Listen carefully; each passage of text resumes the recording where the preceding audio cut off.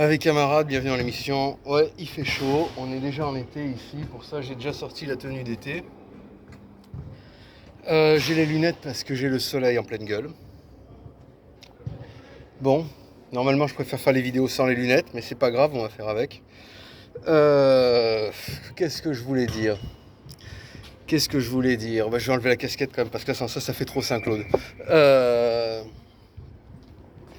Donc, vidéo spéciale, la cartographie de la fachosphère. Parce que vous n'y comprenez rien.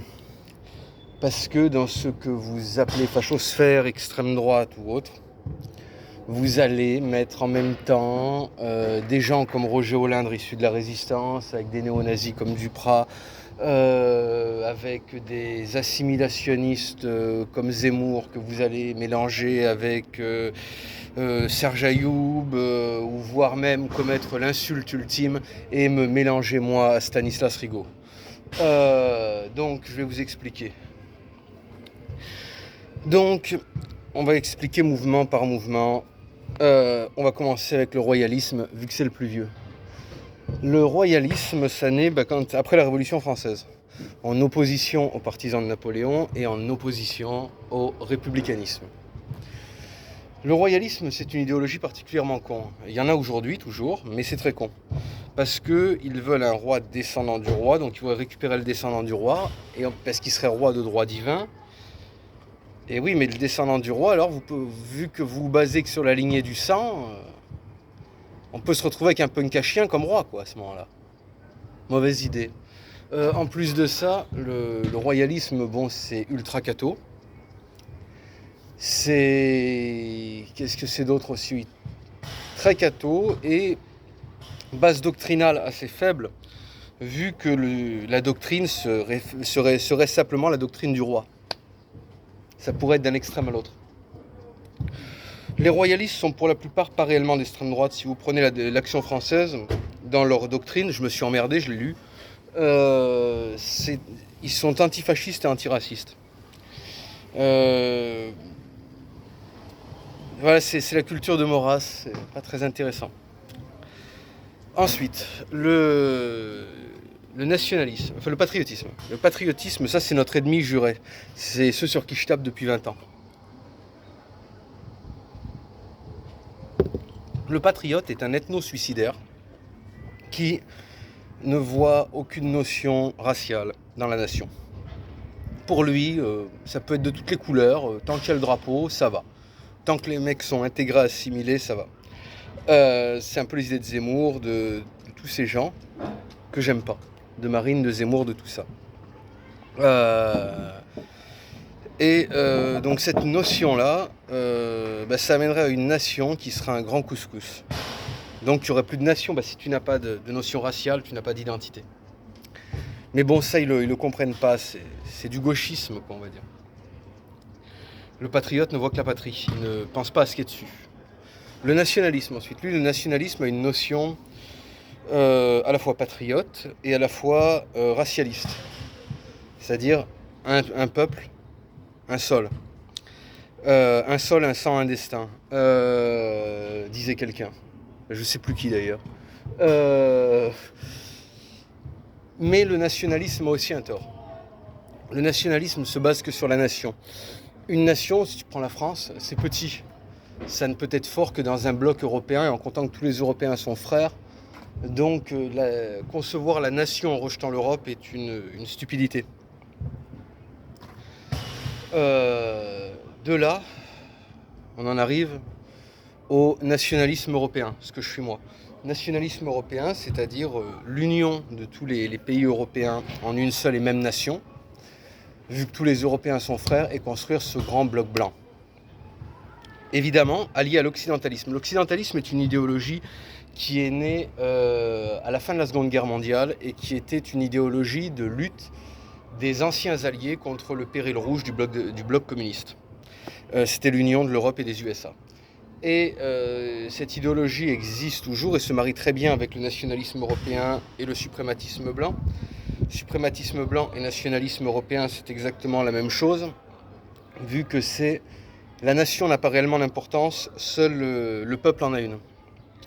On considère que là où nous sommes majoritaires, cela est chez nous, et que ce qui est important, c'est notre culture, c'est d'être blanc.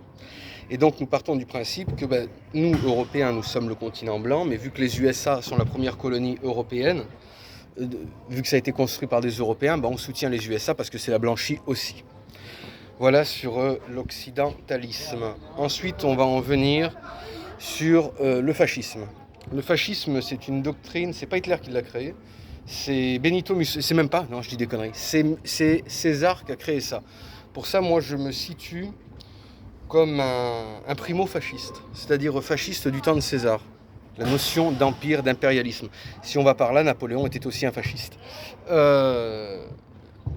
C'était l'empire, lui c'était l'empire français, César c'était l'empire romain, moi ce serait l'empire blanc. De là, on en arrive à cette évolution qui se fait quand c'est repris par Benito. Benito reprend cette même notion, les mêmes codes, l'aigle impérial, salut romain, et y incorpore une notion de socialisme vu qu'il était président du Parti socialiste de son époque. Et on en arrive au fascisme. Et le fascisme n'était pas antisémite vu que beaucoup de juifs ont participé d'ailleurs à la marche sur Rome et soutenaient Mussolini. Et Mussolini s'était opposé à la déportation des juifs en Italie. Cela ne s'est fait qu'après que Mussolini fut destitué par le congrès fasciste organisé par le comte Ciano, qu'il a fallu qu'Adolphe envoie Scorenzi pour délivrer Mussolini, et où là c'était la SS qui tenait l'Italie. Mais sans ça, le fascisme n'était pas antisémite. Le national-socialisme, c'est quoi? Donc là, c'est simple. C'est un couscous politique, ce truc-là. Hitler n'a rien créé, comme je le dis. Il s'était inspiré du fascisme, il a repris aussi des trucs de Napoléon, et en même temps, il s'était inspiré, vu qu'il adorait la Révolution américaine et la guerre de sécession, du suprématisme blanc. Son suprématisme blanc lui vient des récits qu'il lisait sur la guerre américaine. Et la notion du fascisme, il l'a repris à Mussolini.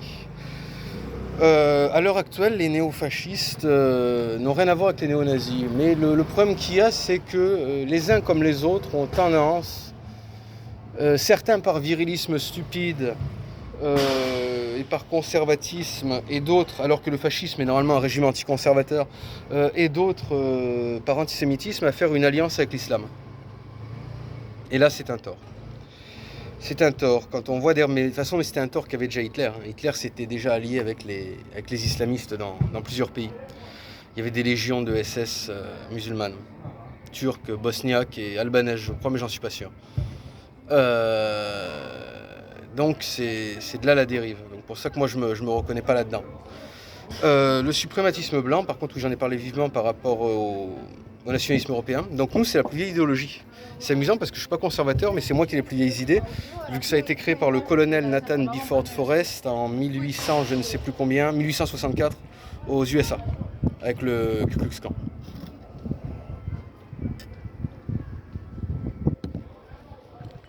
De là, aussi une autre idéologie, nationalisme révolutionnaire. Donc là, on est sur un mélange, c'est une idéologie qui se crée dans les années 70, les années post-68 hard, post-Baba,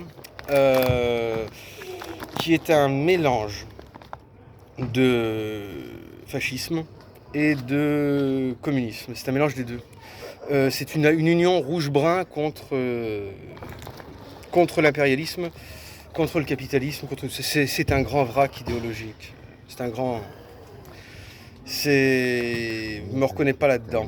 De là, une autre évolution encore, qui s'en fait le national-bolchevisme. Alors là, c'est carrément, parce que il faut reconnaître que Staline avait une notion de nationalisme, et donc c'est des mecs qui se réfèrent à ça, au national-bolchevisme. Bon, pourquoi pas. Mais non, c'est pas non plus mon idéologie, c'est pas non plus intéressant. Il y a quoi aussi le national-catholicisme. Donc ça, c'est une idéologie encore, où là c'est front de la foi parce qu'eux ils veulent l'union avec l'islam. C'est une idéologie assez stupide parce qu'eux ils ne voient ni notion de nation, ni notion d'ethnie, ils ne voient que notion de religion. C'est-à-dire que pour eux la France devrait juste être chrétienne et qu'importe ce qui est dessus. Donc voilà.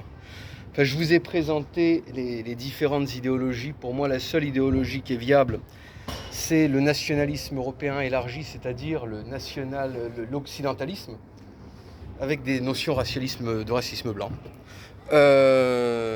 Donc voilà, c'est ce que je pense être la seule idéologie valable. Mais j'ai voulu faire cette vidéo pour expliquer les différentes tendances de la mouvance, parce que j'en ai marre qu'on amalgame tout et qu'on comprenne rien. Donc au moins, j'ai résumé les choses. Allez, salut, avec camarades.